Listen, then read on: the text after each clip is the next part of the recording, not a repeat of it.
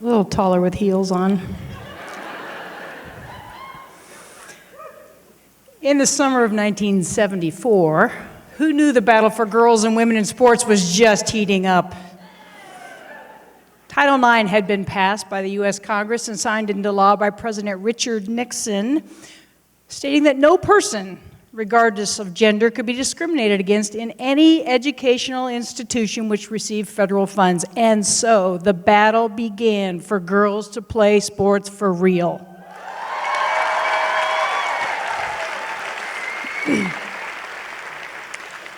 I was a high school sophomore looking for an opportunity to play the sports that I love, just like my male friends. Not too complicated.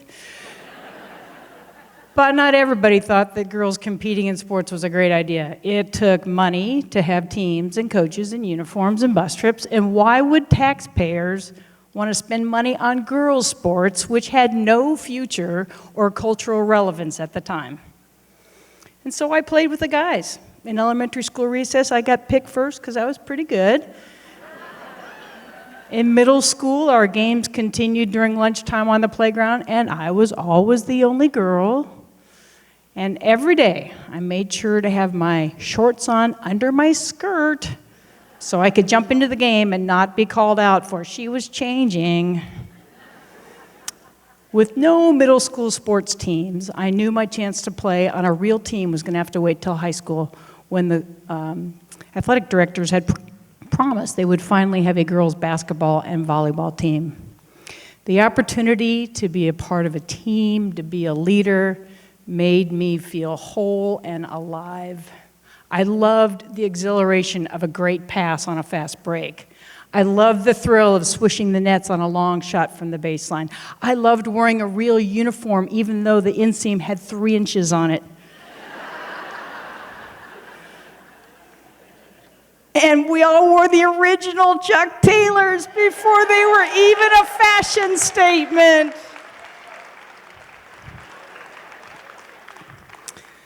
This probably does not seem very remarkable to those of you in the audience, but in the mid-'70s, women were not championed in team sports. There were figure skaters and gymnasts, but even tennis players like Billie Jean King didn't get much respect. And those of us who love the camaraderie and messy but magical chemistry of team sports, we were on the outside. Too aggressive, too masculine, certainly misguided in knowing what our future place in the world was going to be. But when Title IX opened the door, I suddenly had opportunities to experience the world in a whole new way. Excelling on a team and developing my leadership abilities led to varsity letters and athletic scholarship, coaching jobs, and now I do college officiating. The self-confidence that grew with my commitment to this sport set the bar for everything that was to come of my future. What I didn't know was how homophobia would affect every single one of those experiences. After high school, I left home with a basketball scholarship to play at the University of Southern California, and I quickly realized that I had a lot to learn about how I was expected to behave on a college women's basketball team. On our first road trip, we were issued Bobby Brooks seafoam green blazers, polyester button-up blouses, knee-length wool skirts, hosiery, and 2-inch heels. Our coach passed it off as department policy for team travel, but we all knew why. The university coaches and athletic department wanted us to look feminine, ladylike, but most of all straight. What we looked like was a gaggle of flight attendants every time we had to put on those costumes.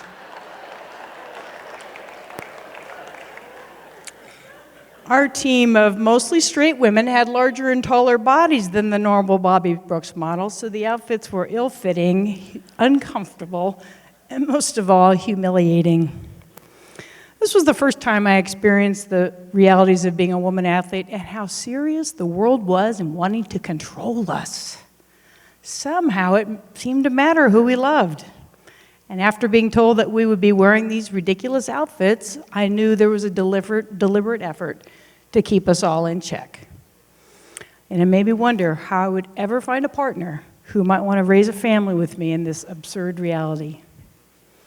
In May of my senior year, I was offered a basketball coaching job at the University of Nebraska in Lincoln, and I quickly learned that with this role came even more scrutiny. As a college coach, I worked to knit together the unique personalities of 15 young women into a cohesive unit, but I never expected to have a parent of a recruit question my sexuality or the methods of managing a team of young women. It was in the mid-1980s. I was sitting face-to-face at the kitchen table of the North Dakota Player of the Year, and I had spent the 9-hour drive to her home thinking about how important this player was for us. And although I had watched her play and talked to her many times on the phone, this was my first time to meet with her face-to-face with her family. So I launched into how much I admired her competitiveness, and I described how she would fit into the style of play that we played. I shared my commitment to helping her adjust to being 9 hours from home and helping her find an academic interest that would serve her beyond her playing days. After about 45 minutes of laying out my case, her father began by noting that I didn't have a wedding ring and asked if I was married. I simply said no, then stumbled into some apology of sorts for not having found the right man.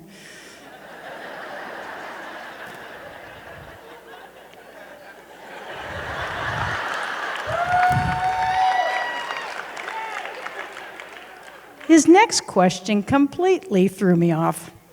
So, how many girls in your team are lesbians? He then made special mention that the other college coaches who had visited shared their no lesbian policy. And what were my thoughts on this? Incredulous, I simply said I had no idea how many lesbians might be on my team, and I didn't make it my business to really ask those kinds of questions. But I really wanted to ask why this mattered. And he quickly added, "Oh, my daughter won't fit in with a team of lesbians." My anger rose and my heart sank. I thought, how do you know, and why are you deciding this for her? Anyway, I managed to return the conversation to scholarship dollars and housing allowances, but felt completely flattened and numb. And on the drive home, I realized that I had no power to change this type of prejudice. And I decided I couldn't stay in coaching to fight this fight. I knew that ignorance and fear would continue to be used against me in recruiting because it worked. This long-standing prejudice was not going to go away easily, and it would take brave and matter-of-fact men and women to choose to live honestly. And unfortunately, the sports world was not ready for this truth. In the 80s and 90s, the fear of losing recruits and coaching jobs was real, and yet I persisted to coach and dodge questions and situations for nearly 12 years. After motivating and supporting young women into adulthood at both Nebraska and at Western Illinois, I finally left a career that I really loved. I moved to Champaign Urbana to consider how my partner and I might start to live honestly and begin a family.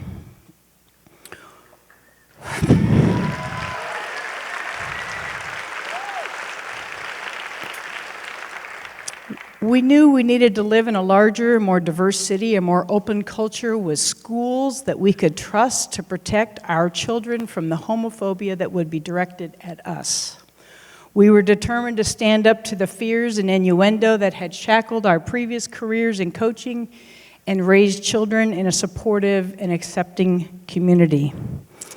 But to walk away and abandon our coaching careers had seemed unimaginable. We both loved coaching and connecting our athletes to their strengths while building affirmations for their success in sports and in life.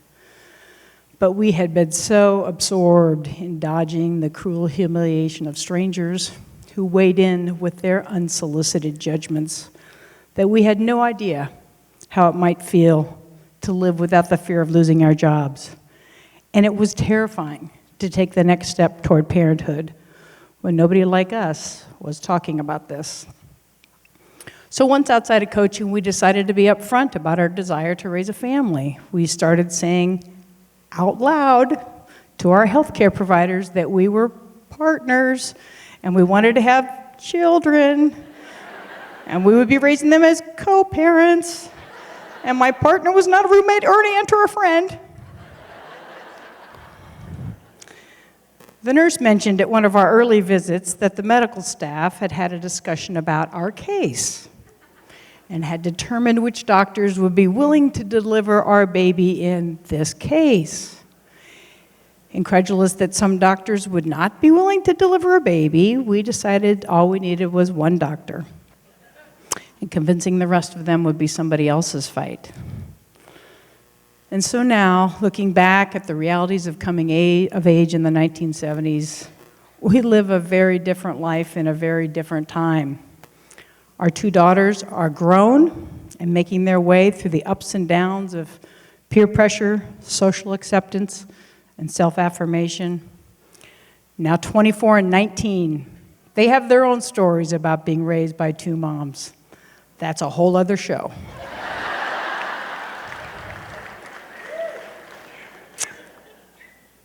But Champaign Urbana, they have thrived in this community that has embraced our family.